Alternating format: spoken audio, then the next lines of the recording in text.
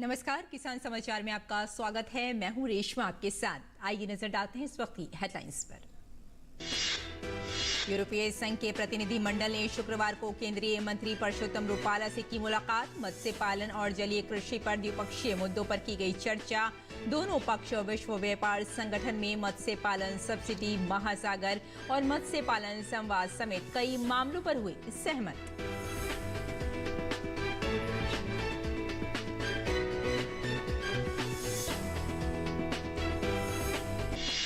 भारतीय कृषि अनुसंधान परिषद ने कृषि शिक्षा, शोध और अनुसंधान के जरिए देश में कृषि क्षेत्र को आत्मनिर्भर बनाने का किया है काम। ICAR के महानिदेशक ने कहा, एक साल में 346 किस्में निकाली हैं, जिनमें 200 से अधिक क्लाइमेट रेजिलियंस हैं। जलवायु परिवर्तन से निपटने के लिए क्लाइमेट रेजिलियंस किस्में तैयार करने पर हो रहा है शोध।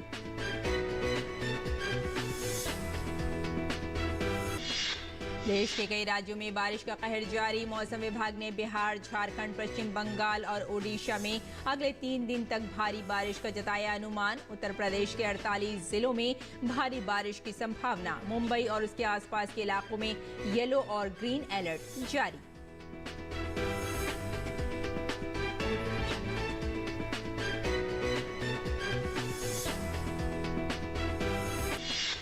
दिल्ली चिड़ियाघर में शुक्रवार को मनाया गया विश्व प्रकृति संरक्षण दिवस।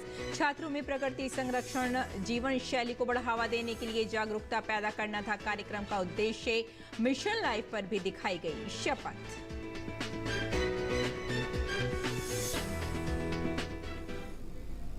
और अब समाचार विस्तार से।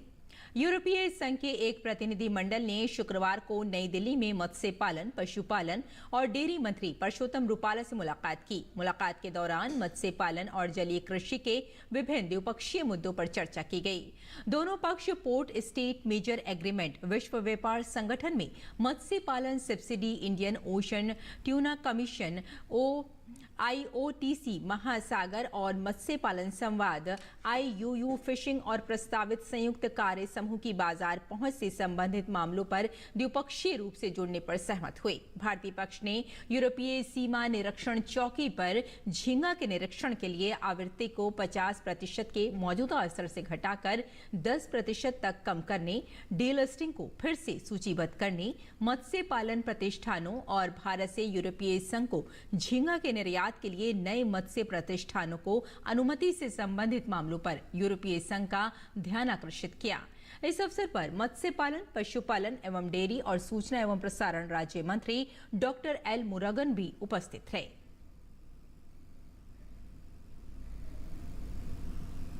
भारतीय कृषि अनुसंधान परिषद ने अपने 95 साल के इतिहास में कृषि शिक्षा, शोध और अनुसंधान के जरिए देश में कृषि क्षेत्र को आत्मनिर्भर बनाने का काम किया है।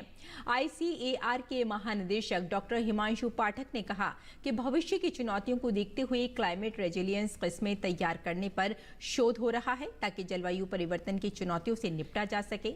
हमारे संवाददाता OP यादव ने ICAR के महानिदेशक से बात की।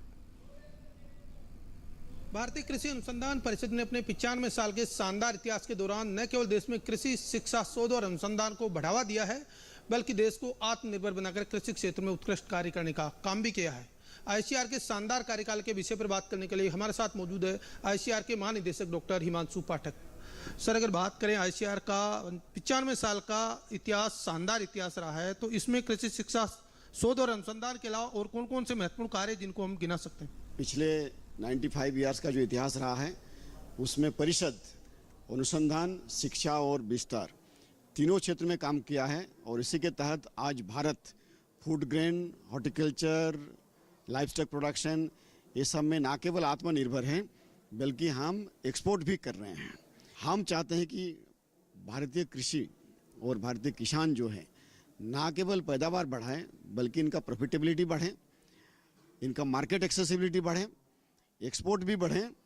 और जो चुनौतियां हमारे सामने है, जैसे जलवायु परिवर्तन है, प्रदूषण है, ये सब को सामना करते हुए कृषि कैसे और आने वाले समय में उत्तरोत्तर वृद्धि कर पाए, तो इसी के ऊपर हमारा चर्चा है। प्रधानमंत्री बार बार कहते हैं कि हमें 2047 का नए सपनों का भारत बनाना है, और उसमें एग्रीकल्चर सेक्टर की भूमिका काफ़ी महत्वपूर्ण है। ऐसे में हमें किस तरह के शोध और नवाचार की भविष्य में ज़रूरत होगी इसके लिए?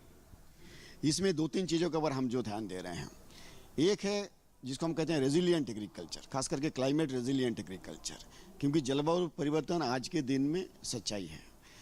तो कई सारे हमने वैरायटियाँ निकाला, जिसमें पिछले साल अगर हम देखें तो जो हमने 346 वैरायटी निकाले हैं, उनमें से 100 से भी अधिक, 200 से भी अधिक रादर, वो जो है कि क्लाइमेट रेजिलिएंट वैरायटीज़ है।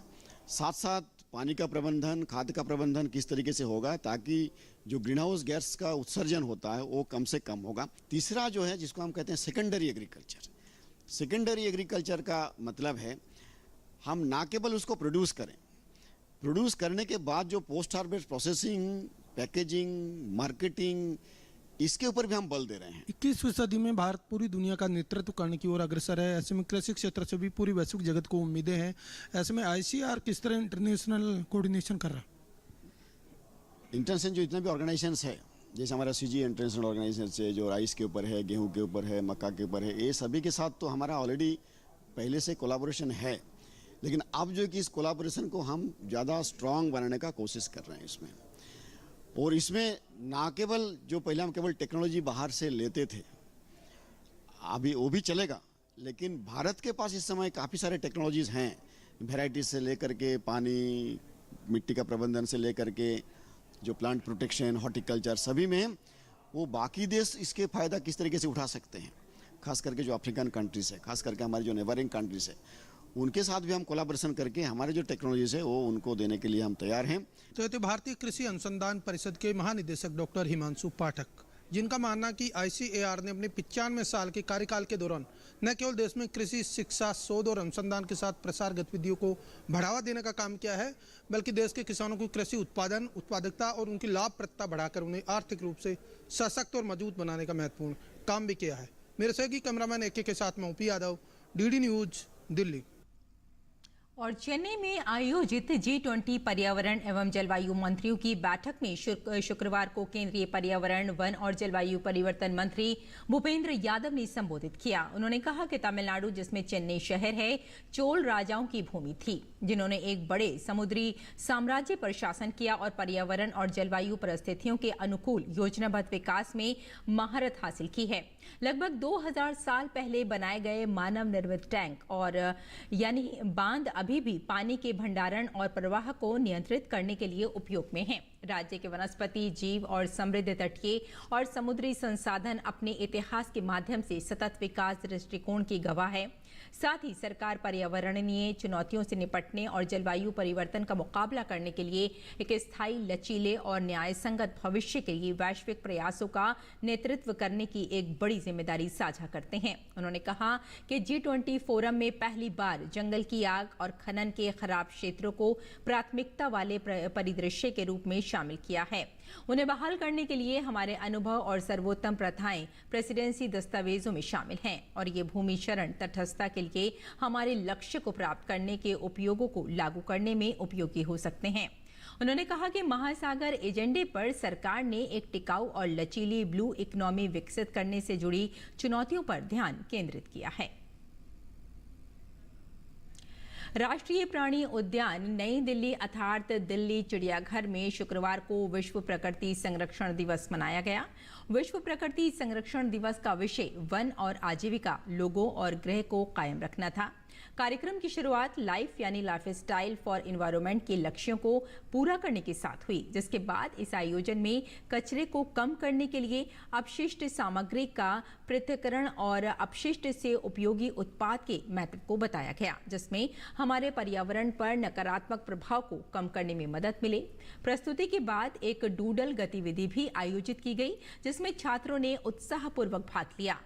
राष्ट्रीय प्राणी उद्यान में इस आयोजन करने का उद्देश्य छात्रों के बीच प्रकृति और उसके संरक्षण के करीब रहकर पर्यावरण के लिए जीवन शैली को बढ़ावा देने के लिए जागरूकता पैदा करना था। इस अवसर पर मिशन लाइफ पर भी शपथ ली गई।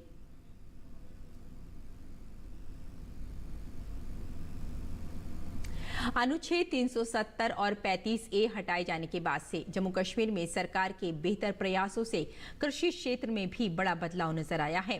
केसर, सेब और सूखे मेवों की खेती और कारोबार से दुनिया में पहचान बना चुके जम्मू कश्मीर के किसान अब लेवेंडर की खेती से बम्पर कमाई कर रहे हैं।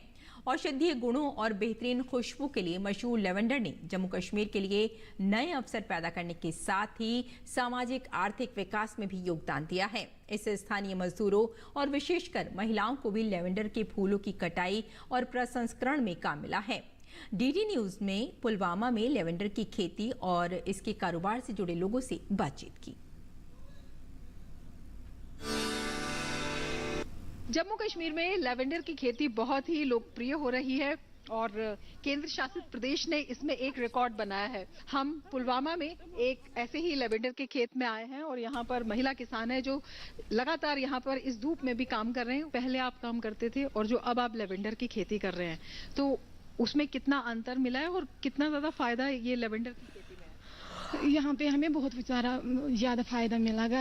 हम घर में करते थे जमींदारी, यहाँ पे मतलब बदल किस्म की जमींदारी हम करते हैं और यहाँ पर हमें पैसे भी मिलते हैं। आपको क्या लगता है, इससे पहले भी आपने कोई खेती की है या लेवेंडर? ना, ये बस यही खेती है। यहाँ बहुत फायदा हुआ है, सब लड़कियों को और औरतों से मर्दों से सब फायदा हुआ है। इसमें बहुत ही फायदे हैं। हम कश्मीर में ज़्यादातर धान और सेब की खेती करते थे, लेकिन सेब वाली खेती में हमारे को फायदे हैं, लेकिन उसमें बहुत मेहनत है। ये अगर मेरे पास 4-5 कनाल ज़मीन होगा तकरीबन मैं 2-3 आदमी को रोज़गार दे सकता हूँ इससे। जब हम देखते हैं, हम घर पर पेड़ लगाते हैं या सेब लगाते हैं या और कोई वैरायटी लगाते हैं, उसमें इतना फायदा नहीं है।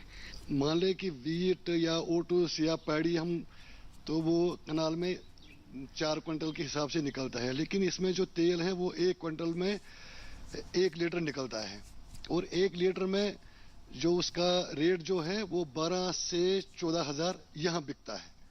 सरकार है, डिपार्टमेंट, उससे भी बहुत फायदा मिला है इसमें और ये अच्छी क्रॉप है। मेरा जो बेरोजगार नौजवान बैठे हैं उनके लिए ये है कि वो आए इसमें, इस फील्ड में अपना रोजगार कमा सकते हैं। CSIR के सीनियर साइंटिस्ट डॉक्टर शाहिद रसूल इस वक्त हमारे साथ हैं। सरकार की तरफ से यहाँ पे किसानों को किस तरह की सहायता दी जाती है और सरकार की तरफ से किस तरह का प्रचार भी किया गया है कि ज्यादा से ज्यादा किसान आए और इस खेती को? नहीं, गवर्नमेंट ऑफ इंडिया का स्पेशल फोकस है बिकॉज लैवेंडर इज वन एक इंडस्ट्रियल क्रॉप है जिसका बड़ा हाई डिमांड है हमारी इंडस्ट्री में। जब हमारी डिमांड इतनी ज़्यादा है तो government has a strong push कि किस तरीके से हम लैवेंडर का खास तौर से रॉ मटेरियल इतना जनरेट कर ले इंडिजिनसली, जो हम अदरवाइज इंपोर्ट करके लाते हैं, इसका एसेंशियल ऑयल। और किसानों को थ्रू मल्टीपल जो गवर्नमेंट ऑफ इंडिया के इनिशिएटिव्स है, जिसमें ministry of science and technology के अंडर जो है CSR अरोमा मिशन है, उसमें हमने लैवेंडर को काफ़ी पुश किया है फॉर इट्स एक्सपेंशन, ताकि ज़्यादा से ज़्यादा किसान इससे बेनिफिट करे। दूसरा, चूंकि एक इंडस्ट्रियल क्रॉप है और इसकी वैल्यू चेन में काफ़ी अपॉर्चुनिटीज़ यंग अनएम्प्लॉयड यूथ के लिए है कि कैसे अपने स्टार्टअप्स वो इसमें एस्टैब्लिश कर ले। और हमारे माननीय जो साइंस एंड टेक्नोलॉजी मिनिस्टर है उनका भी बड़ा स्ट्रांग पुश एंड पेट्रनेज है कि हमारी जो एग्रीटेक स्टार्टअप्स है वो कैसे इस क्रॉप की एक्सपेंशन से, इन क्रॉप्स की cultivation, processing and post harvest handling and value addition से किस तरीके से हमारे नौजवान जो है उन एग्रीटेक स्टार्टअप्स का जो है एक जरिया बने। तो ये क्रॉप ऑफ चॉइस बन रहा है फार्मर्स के लिए and we look forward in next 10-15 years down the lane ये सबसे मेजर क्रॉप होगा in the geography of Jammu Kashmir. Jammu Kashmir में बहुत लोकप्रिय हो रहा है लेवेंडर की खेती, क्योंकि इसमें जो खर्चा है वो बहुत कम आता है। इसके साथ ही जो मौसमी चुनौतियां हैं उससे जूझने में ये जो फसल है वो बहुत सक्षम होती है और इसके साथ ही किसानों को इससे दोगुना फायदा मिलता है और ये एम्प्लॉयमेंट जनरेशन का भी एक बहुत बड़ा माध्यम यहाँ पर बन रहा है। कैमरामैन शुभम शर्मा और सहयोगी विनोद कुमार ओझा के साथ रमा त्यागी, GG न्यूज, पुलवामा। जम्मू कश्मीर में अब प्रगति और विकास नित नई ऊंचाइयों को छू रहे हैं। कुलगाम के जिला अधिकारी बिलाल मोहिउद्दीन भट्ट ने खुशी जताते हुए बताया कि क्षेत्र में कई विकास कार्य किए गए हैं। कई परियोजनाएं जो काफी समय से पूरी नहीं हो पा रही थी उन्हें पूरा किया गया है। बिजली की सुचारू आपूर्ति के लिए कई परियोजनाओं पर काम किया गया है। साथ ही जन सामान्य के लिए पानी की पर्याप्त आपूर्ति को भी सुनिश्चित किया गया है। डिस्ट्रिक्ट कुलगाम की बात करें तो साउथ कश्मीर में एक फार फ्लंग डिस्ट्रिक्ट है जिसका डेवलपमेंट पेस जो है अगर आप देखेंगे पिछले 2-2.5 साल से बहुत ज़्यादा हुआ है और जिसमें चाहे बड़े प्रोजेक्ट्स है या कुछ ऐसे प्रोजेक्ट्स थे जो कि कंप्लीट हुए नहीं थे उनको हम लोगों ने कंप्लीट करा हुआ है पिछले 2-2.5 साल में। एंड साथ ही साथ जो ये प्रोग्रेस है with respect to the infrastructure development, जिसमें रोड्स का नेटवर्क आता है, चाहे वो PMGSY का हो, चाहे वो R&B का हो, उनकी मैग्नेटाइजेशन और नए रोड्स को और अनकनेक्टेड डेस्टिनेशंस को उनको कनेक्ट करना, साथ ही साथ बिजली का इंफ्रास्ट्रक्चर को बढ़ाना, जिसमें LTHT इम्प्रूवमेंट है, सब स्टेशन क्रिएशन है, और ये कुछ चीज़ें जो हैं इलेक्ट्रिसिटी और रोड्स के नेटवर्क के रिलेटेड। और साथ ही साथ जो तीसरा चीज़ सबसे इम्पोर्टेंट इंफ्रास्ट्रक्चर के रिलेटेड है, that is with respect to drinking water, जिसमें JJM में बहुत सारे प्रोग्रेस हुआ है। देश के कई राज्यों में बारिश का कहर जारी है। लगातार हो रही बारिश की वजह से आम जनजीवन काफी प्रभावित हो रहा है। मौसम विभाग ने बिहार, झारखंड, पश्चिम बंगाल के गांगे क्षेत्र और ओडिशा में अगले 3 दिन तक अत्यधिक वर्षा का अनुमान जताया है। वहीं उत्तर प्रदेश के 48 जिलों में आज भारी बारिश की संभावना जताई गई है। वहीं दिल्ली NCR में भी बारिश का दौर कल से लगातार जारी है। कुछ इलाकों में जलभराव की स्थिति से लोगों को परेशानियों का सामना करना पड़ रहा है। दिल्ली में यमुना नदी अभी भी उफान पर है। दिल्ली के कई भागों में, तेलंगाना के कई भागों में लगातार भारी बारिश जारी है। एहतियात के तौर पर निचले क्षेत्रों में रहने वाले लोगों को सुरक्षित स्थानों पर पहुंचाया जा रहा है। भारी बारिश से सड़कें क्षतिग्रस्त हो गई हैं। भारतीय वायुसेना के हेलीकॉप्टरों की मदद से प्रभावित इलाकों में राहत सामग्री वितरित की जा रही है। किसी भी अप्रिय स्थिति से निपटने के लिए जिला प्रशासन पूरी तरह तैयार है। मौसम विभाग ने राज्य के कई हिस्सों में हल्की से मध्यम बारिश की संभावना जताई है। महाराष्ट्र में भारी बारिश से स्थिति सामान्य हो रही है। मौसम विभाग ने मुंबई और उसके आसपास के इलाकों में येलो और ग्रीन अलर्ट जारी किया है। पालघर, ठाणे, रायगढ़ और कोंकण के कई क्षेत्र पिछले दिनों भारी बारिश से बेहाल थे। अब स्थिति तेजी से सामान्य हो रही है। वर्धा, सतारा, नांदेड़ और कोल्हापुर में स्थिति को देखते हुए जलाशयों के कुछ द्वार खोल दिए गए हैं। इस बीच उम्मीद की जा रही है कि सोमवार से विद्यालयों और विश्वविद्यालयों में कक्षा नियमित रूप से शुरू कर दी जाएंगी। और आइए अब देखते हैं कि देश भर की मंडियों में क्या रहा भाव।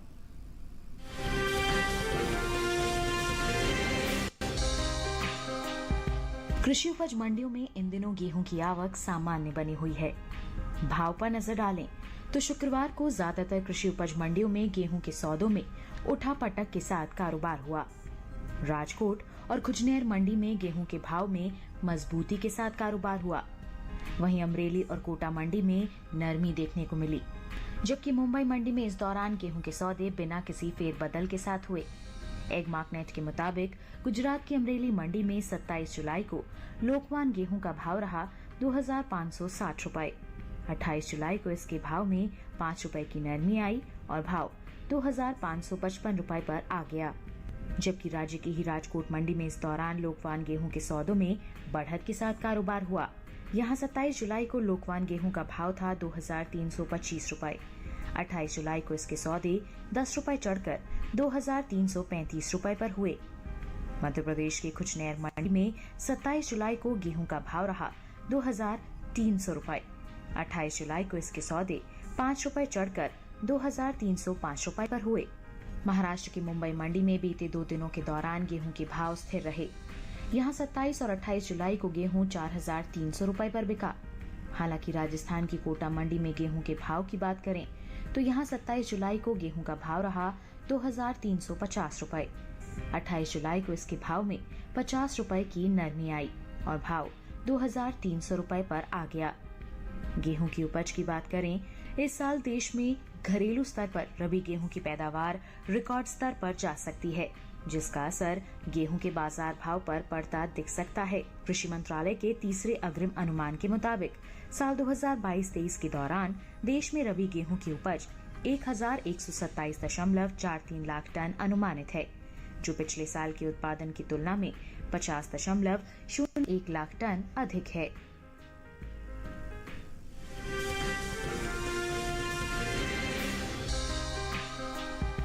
चालू खरीफ सीजन में कपास की बुआई बीते साल से पीछे चल रही है। कृषि मंत्रालय के साल 2023 के लिए 24 जुलाई को जारी ताजा आंकड़ों के मुताबिक कपास की बुआई 109,69,000 हेक्टेयर में हो चुकी है। जबकि बीते साल की समान अवधि में बुआई 109,99,000 हेक्टेयर में हुई थी। फिलहाल कृषि उपज मंडियों में इन दिनों कपास की आवक सामान्य बनी हुई है। भाव की बात करें तो शुक्रवार को ज्यादातर कृषि उपज मंडियों में कपास के सौदों में नरमी के साथ कारोबार हुआ।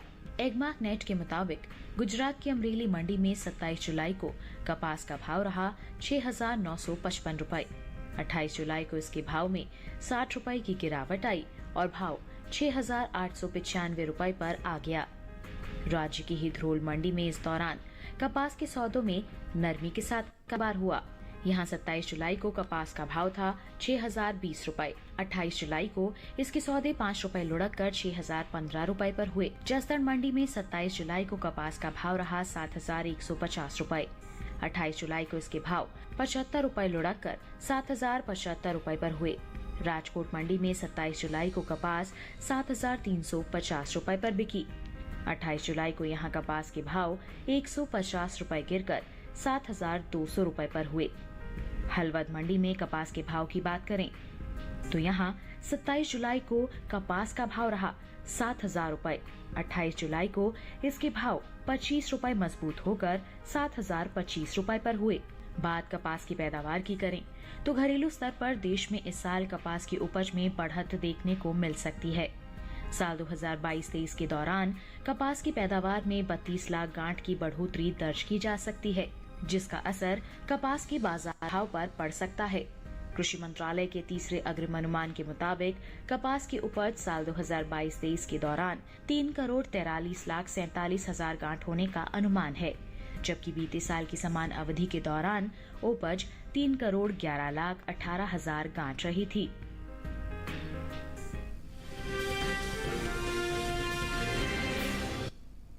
और आइए अब देखते हैं कि इस मौसम में किसान कैसे रखें अपनी खेती का ख्याल।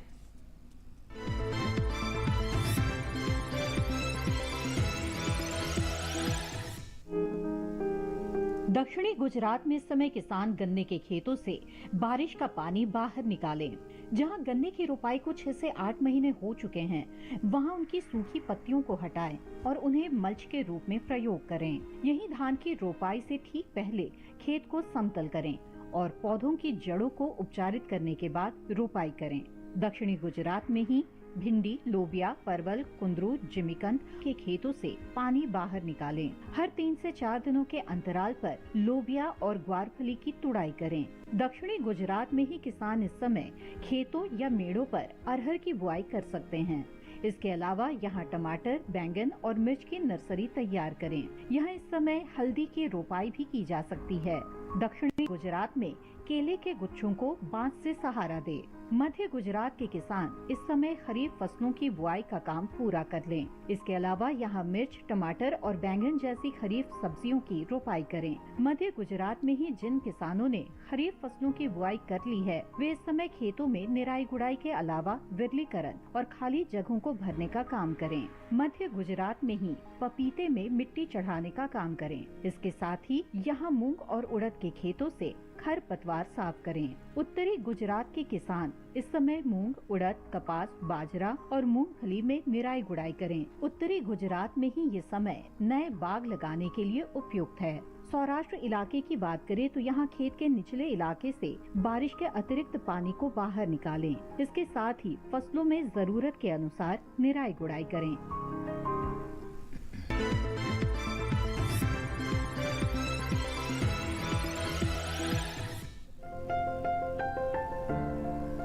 लौकी को गर्मी और बरसात दोनों में बोया जा सकता है। बुआई से पहले खेत से खरपतवार को पूरी तरह से साफ कर लें और जमीन को समतल कर लें। बुआई के लिए 1 हेक्टेयर में संकर किस्म के बीज 5 से 7 किलो, जबकि सामान्य किस्मों के 6 से 8 किलो बीज लें। 1 हेक्टेयर में 100 किलो नाइट्रोजन, 50 किलो फास्फोरस और 60 किलो पोटाश की जरूरत होती है। सभी उर्वरक आधार खुराक के रूप में यानी बोते समय ही दें। बात अगर सिंचाई की करें तो शुरुआत में फसल की जरूरत के हिसाब से और फूल आने पर 5वें दिन पानी देते रहें। वहीं फसल को खरपतवार से दूर रखने के लिए 2 बार निराई गुड़ाई करें। करीब हर 10-12 दिनों में खरपतवार हटाते रहें। लौकी की बेल काफी लंबी होती है। इसकी खासियत ये है कि आप कम जगह में भी इसकी खेती कर सकते हैं। कीड़े और सड़न से बचाने के लिए बेलों को तार की बाड़ या लकड़ी के मचान पर फैला दें। इससे न सिर्फ बीमारियों से बचाव होगा बल्कि पैदावार भी बढ़ेगी। भारतीय कृषि अनुसंधान संस्थान ने इलाकेवार कई उन्नत किस्में तैयार की हैं, जैसे पूसा समृद्ध दिल्ली और एनसीआर के लिए है। 1 हेक्टेयर में 270 से 300 क्विंटल तक पैदावार देने वाली ये किस्म 50 से 55 दिनों में तैयार हो जाती है। वहीं पूसा हाइब्रिड 3 दिल्ली, हरियाणा, उत्तर प्रदेश और पंजाब के लिए अच्छी है। लौकी की फसल में फल मक्खी का हमला हो सकता है। इससे बचाव के लिए विशेषज्ञों की सलाह पर उचित दवाओं का छिड़काव करें। दवा का छिड़काव सिर्फ उसी जगह पर करें जहां फल मक्खी का प्रकोप ज्यादा हो। बेवजह पूरे खेत में दवा छिड़केंगे तो फायदे से ज्यादा नुकसान हो जाएगा। छिड़काव मौसम साफ रहने पर करें। पत्तियां गीली नहीं होनी चाहिए, वरना दवा असर नहीं करेगी। जरूरत के हिसाब से दवा की मात्रा घटा या बढ़ा सकते हैं।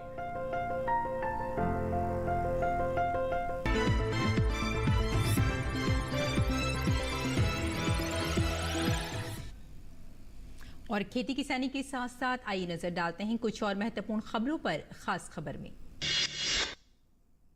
प्रधानमंत्री नरेंद्र मोदी ने प्रगति मैदान में स्थित भारत मंडपम में अखिल भारतीय शिक्षा समागम का उद्घाटन किया। ये समागम राष्ट्रीय शिक्षा नीति 2020 की तीसरी वर्षगांठ के मौके पर आयोजित किया गया। कार्यक्रम के दौरान प्रधानमंत्री ने पीएम श्री योजना के तहत धनराशि की पहली किस्त जारी की। प्रधानमंत्री ने शिक्षा और कौशल पाठ्यक्रम की 12 भारतीय भाषाओं में अनुदित पुस्तकों का भी विमोचन किया। पीएम ने शिक्षा के लिए संवाद को जरूरी बताया। केंद्रीय गृह मंत्री अमित शाह ने तमिलनाडु में अपने दौरे के दौरान रामेश्वरम में एक पुस्तक विमोचन कार्यक्रम में doctor APJ Abdul Kalam memories never die पुस्तक का विमोचन किया। केंद्रीय मंत्री अनुराग सिंह ठाकुर ने मणिपुर गए इंडिया गठबंधन के सांसदों पर हमला बोलते हुए इसे एकमात्र दिखावा बताया। भारतीय जनता पार्टी ने अपने केंद्रीय पदाधिकारियों की नई सूची जारी की है, जिसमें बीजेपी ने बड़े पैमाने पर महिलाओं को राष्ट्रीय टीम में शामिल किया है। भाजपा ने 5 महिलाओं को राष्ट्रीय उपाध्यक्ष बनाया है, जिनमें वसुंधरा राजे सिंधिया, सरोज पांडे, रेखा वर्मा, डीके अरुणा और लता उसेंडी के नाम शामिल हैं। मणिपुर वीडियो वायरल मामले में सीबीआई ने एफआईआर दर्ज कर जांच शुरू कर दी है। इससे पहले केंद्र सरकार ने मणिपुर में महिलाओं के साथ हुई बर्बरता पर सुप्रीम कोर्ट में हलफनामा दाखिल किया था। सरकार अपराध की गंभीरता को ध्यान में रखते हुए पीड़ितों को तेजी से न्याय दिलाने के लिए मामले का फास्ट ट्रैक में निपटारा कराने का निर्देश राज्य सरकार को पहले ही दे चुकी है।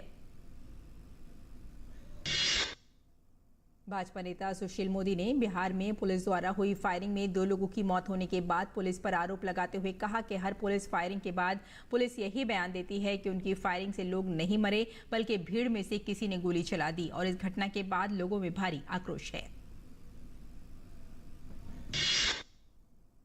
तो किसान समाचार में फिलहाल इतना ही। अनुमति दें। नमस्कार।